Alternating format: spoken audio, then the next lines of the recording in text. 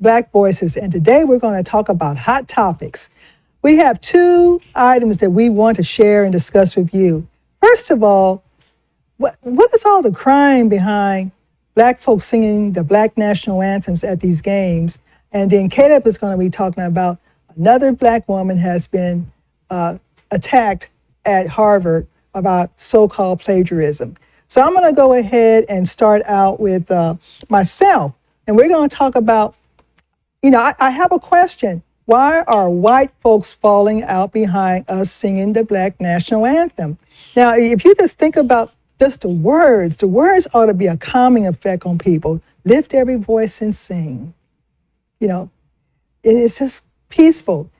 But when you start thinking about the national anthem, you got the bombs falling through the air and all kind of stuff going on. So why are white folks losing their mind, literally losing their mind, if we open our mouth and sing, lift every voice and sing? What do you think about this? I think they're gonna lose their mind about anything that's Black. In this environment, in this climate, it's just, of course, anti-DEI and anti-affirmative action is just anti-Black.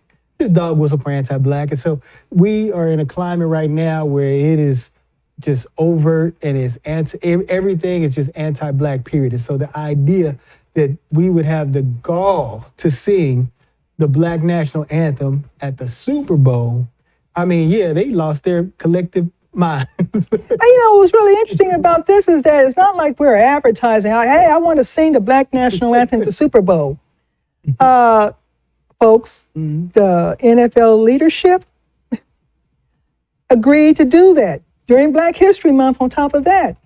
So I'm just really amazed and appalled at the same time that white folks and some Black folks are offended that we're singing the Black national anthem. And I just don't get it. It's just a song. It's just a song. Do they want to see us work our way across, or would they be happy seeing us work our way down the 50-yard line? What is it? What is it? And it comes down to what's next? What's next? What's next? It kind of goes back to our discussion we had a while back about Cleopatra, about Denzel Washington playing Hannibal. Folks are losing their mind behind that.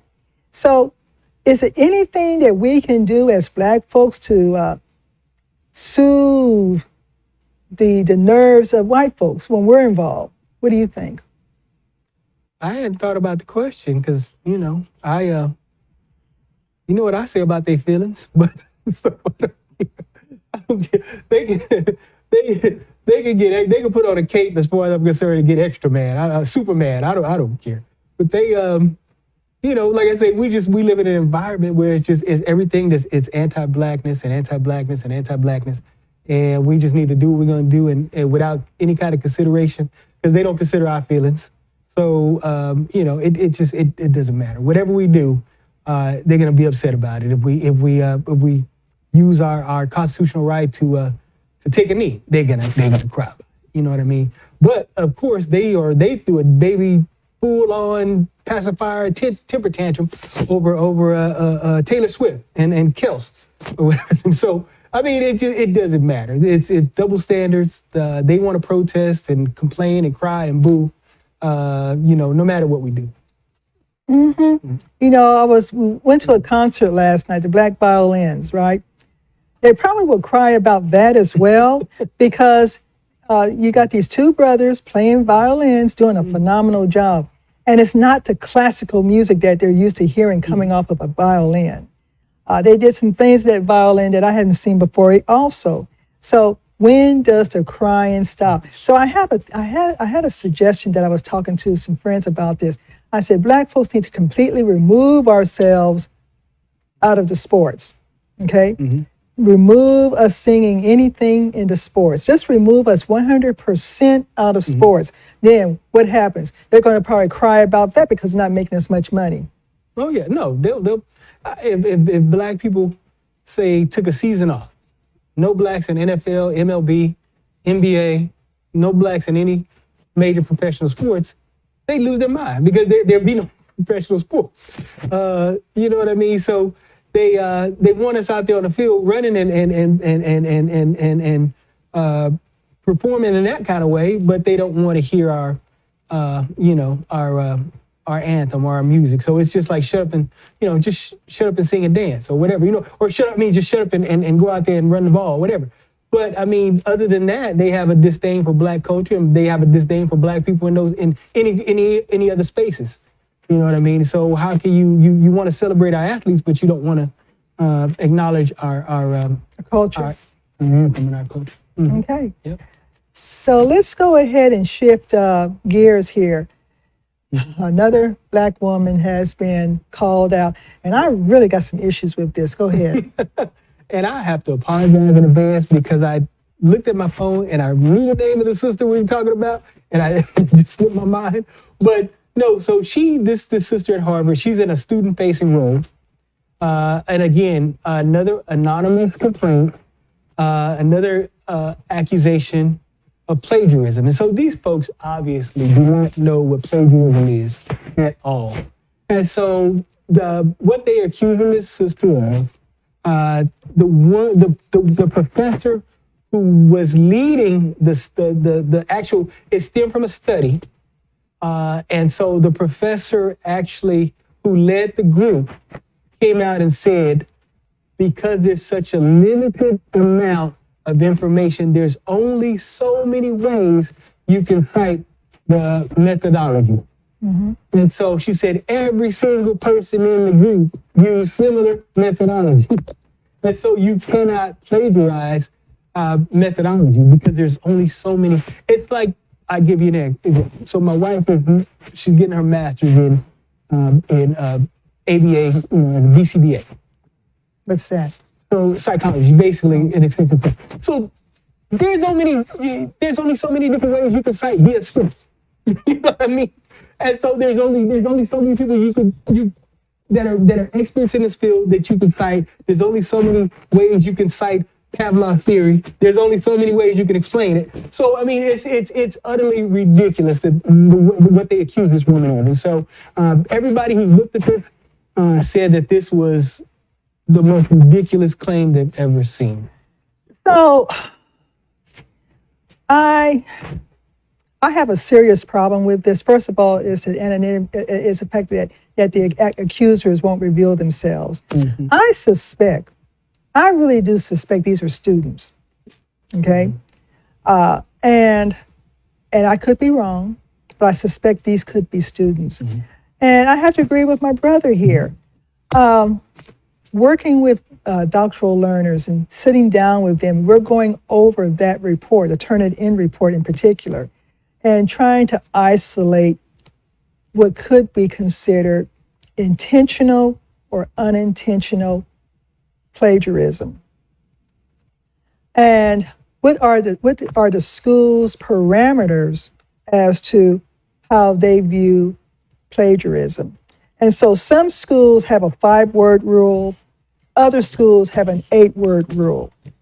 And so that means 5 words in a cluster, 8 words in a cluster, okay? That is highlighted in whatever color is associated with the source it's aligning with. And so say, for example, that the verbiage used was, in the beginning, God made, and it's highlighted in red or green or whatever. Well, that is considered common knowledge, right? And oftentimes it's not even factored in as plagiarism. Now, I tell my learners, because it does reflect the first wording in the Bible, why don't you go ahead and cite the source ahead of the 5 words so that there's no question. But then you have other ways to where these 5 words can show up. Maybe you're repeating the simple words. Maybe you're saying it's a qualitative case study and it's highlighted.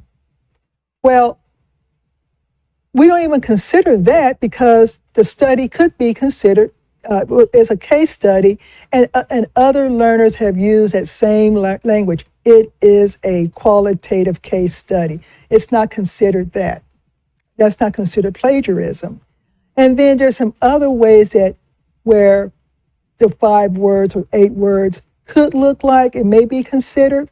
So we go ahead and I have them rework the wording to where it's not showing up on the report anymore. So I don't know who is reviewing these reports. And yes, and I'm not going to lie here, there are instances where the learner does have quotation marks under a direct quote, but they forgot to cite the page number. They've got the author and the year cited up here, but they forgot to put the page number. Now, it could be considered plagiarism because the page number is not there, but it's not really plagiarism either because they already have the source there. They already have it in direct quotes. They just forgot to cite the page number. So we clean it up, make sure the page number's there. So when we start looking at this plagiarism issue, it becomes a slippery slope, if you will. And my heart is going out to these Black women at Harvard and I'm going to say, I bet students are attacking, and then that's why they're not revealing their faces as to who is looking at these reports, because students can actually go online, download their professor's paper, and probably run it up to turn it in. Mm. Yeah, and one of my issues with this is once these, especially these last 2 incidents, once it comes out that this is not in fact plagiarism. I know in the second incident, the DEI chief, the woman who she was accused of plagiarizing was her dissertation advisor and was also the co-chair or chair of her dissertation committee. Mm-hmm. And the woman came out and said, this is not plagiarism. And so in these 2 instances where they've been dismissed as not being plagiarism, the question is that, now where do these 2 women go to get their reputation back? Mm-hmm. You know what I mean? And so in academia, the accusation of plagiarism is a major. It's major. Right. It is.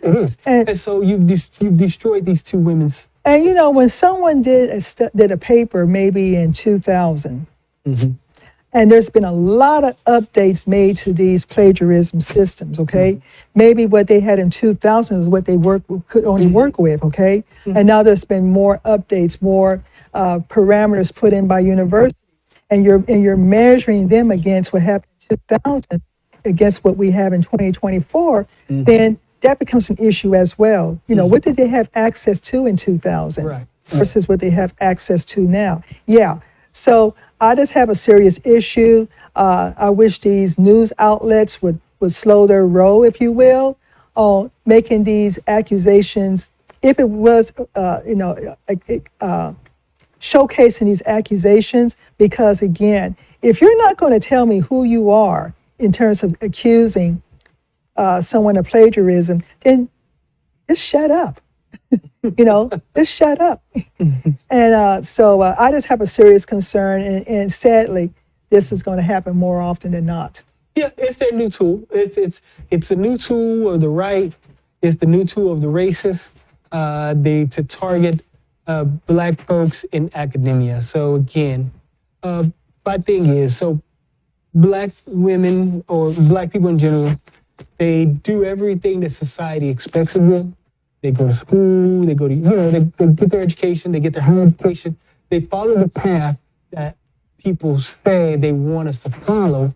And then when they reach the pinnacle of their profession, then they try to attack us and knock us back down. And so we can't, it's a situation where you can't win for losing. You can do everything right in society, and you're still going to get attacked. And so it goes back to the nature of this country and the people in this country. It's a racist society. And if you also notice, when they start accusing someone of plagiarism, they're saying they've got 40 instances. That's the magic number. That's right? The magic number. 40. So 40. Everybody's got 40 across the board. Everybody's got 40 across the board. So no, I've looked at that report multiple times. Even when I did my own dissertation, there were the parameters that schools set for accepting a paper is a lot different than it is now. I remember when I was going, I think it was like 25% less of a similarity score. Well, I know that I ran my paper buku times to turn it in to make sure that I was hitting that 25% or less. So if I got to 20, I was happy.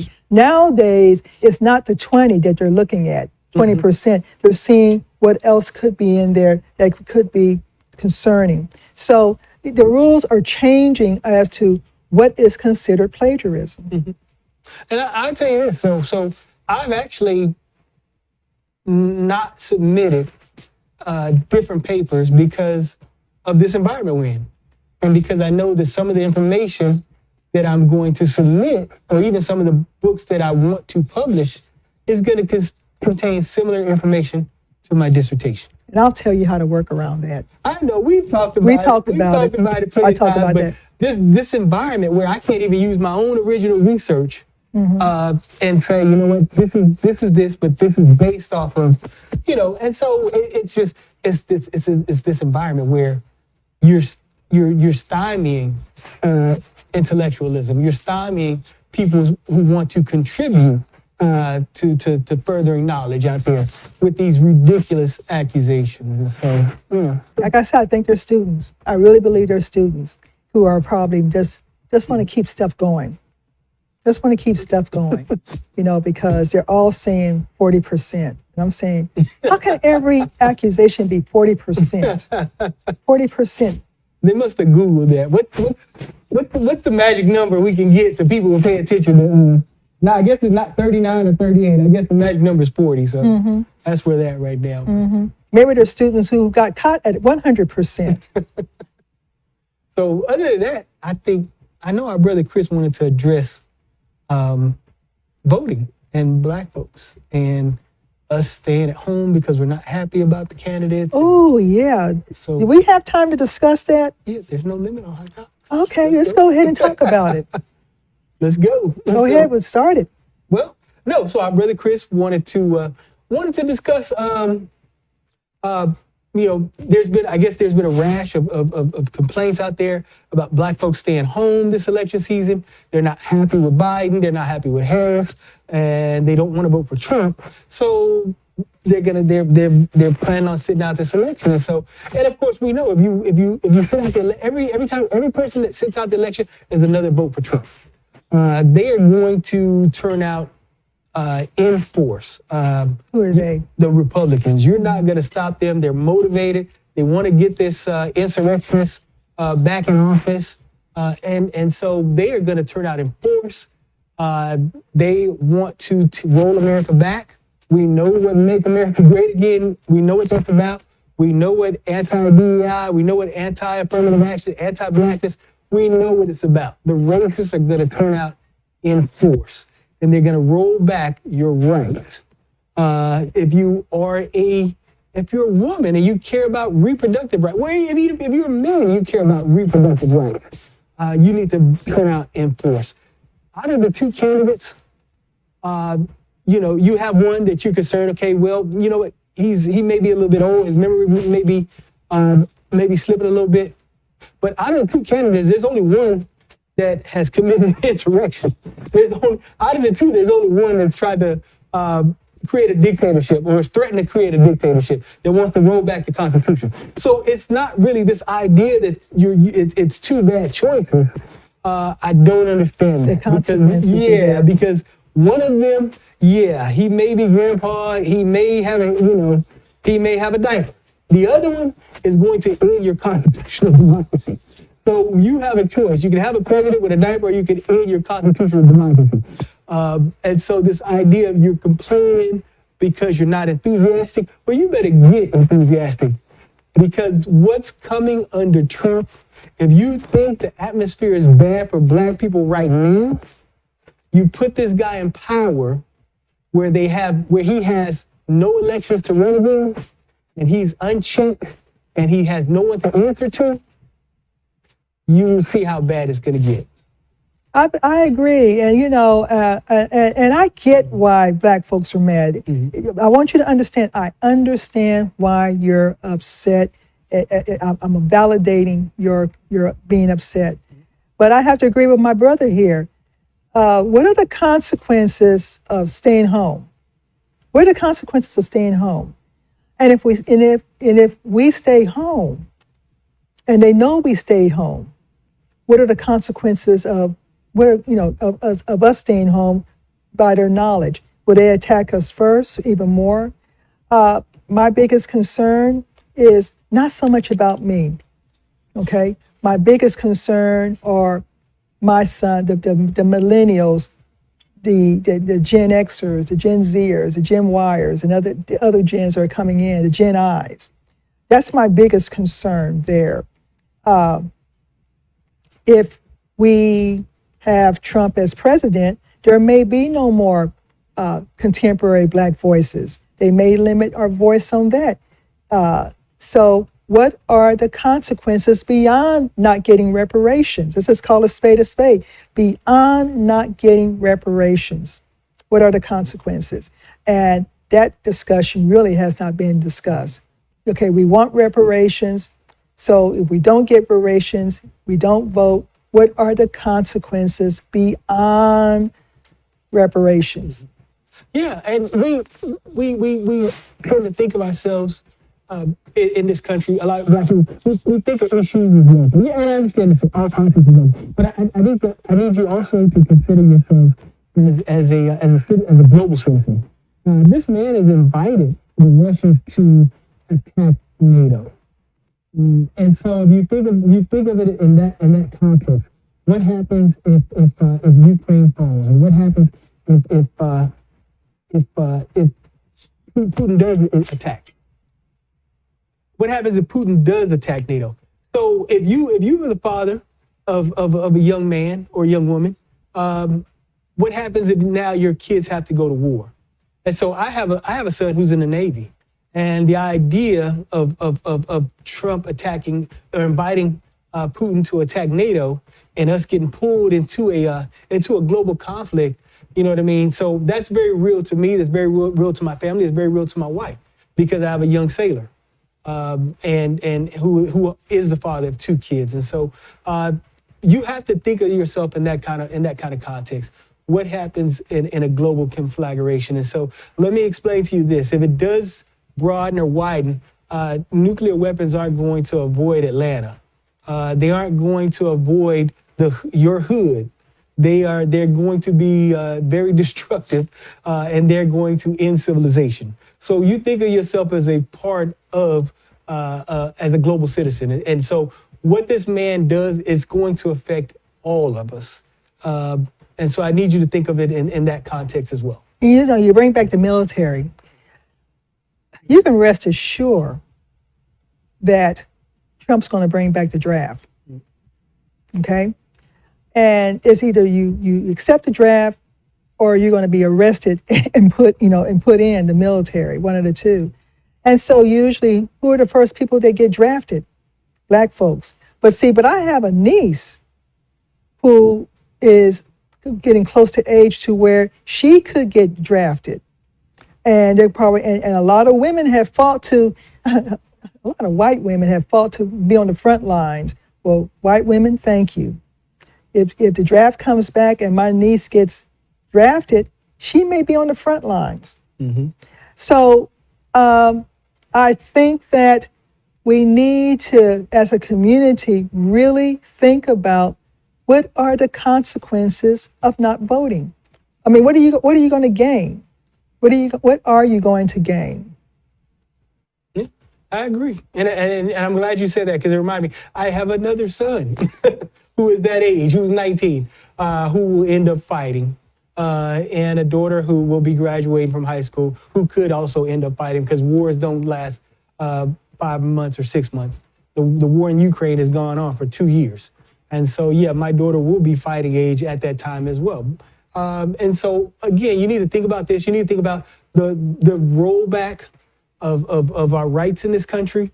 Again, the atmosphere in this country, as bad as it is right now, with them attacking Black women, with them rolling back our education, rolling back our history, attacking our civil rights, attacking diversity, attacking affirmative action, attacking Roe. They have a checklist that they've been going down and just checking that list off of rolling back people's rights and making this country a lot more restrictive. And so what you are seeing right now is a slow rolling dictatorship. And so this man taking power again unchecked and potentially having the coattails to also transform the House and the Senate, where his power is really unchecked, should be a scary enough prospect for not only all black people in this country, but all minorities in this country, all right-thinking folks in this country, because he's already said he's going to go after his enemies, and that includes any kind of white people that